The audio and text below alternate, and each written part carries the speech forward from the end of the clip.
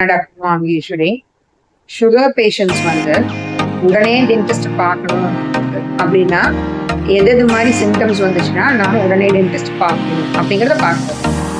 இப்போ சுகர் பேஷண்ட்ஸ்க்கு வந்து கம்ஸ் எல்லாம் ப்ளீட் ஆச்சு, அதாவது ப்ரஷ் பண்ணும்போது ப்ளீட் ஆகுது, இல்லை சும்மாவே ப்ளீட் ஆகுது, இல்லை ஃப்ளாசிங் பண்ணும்போது ப்ளீட் ஆகுது அப்படின்னா கம்பல்சரி சீக்கிரமாக நம்ம டென்டிஸ்ட்டை பார்த்து ரெடி பண்ணணும்.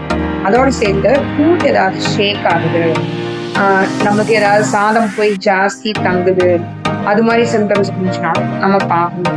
அதே மாதிரி கம்ஸ் எல்லாம் வந்து ரெட்டாக இருக்குது, ஸ்வெல்லனாக இருக்கிறது, ப்ளீட் ஆகுது, அதோடு சேர்த்து கம்ஸ் வந்து பெயின் ஆகிறது, இது மாதிரி விஷயங்கள்னாலையும் நம்ம டென்டிஸ்ட்டை கண்டிப்பாக சீக்கிரமாக பார்த்து ட்ரீட்மெண்ட் பண்ணி ரெடி பண்ணணும். அதோடு சேர்த்து மவுத் வந்து ட்ரை மவுத் ஆச்சு அப்படின்னாலும் நம்ம டென்டிஸ்ட்டை பார்க்கணும். இது எல்லா சிம்டம்ஸும் வந்து நம்ம டக்குன்னு டென்டிஸ்ட்டை பார்த்து ரெடி பண்ணோம்னா ரெடி பண்ணிக்கலாம். அதே லேட் ஆகும்போது டூத் வந்து வீக் ஆகி லூஸ் ஆகி விழுகிறதுக்கு ஆரம்பிச்சிடும்.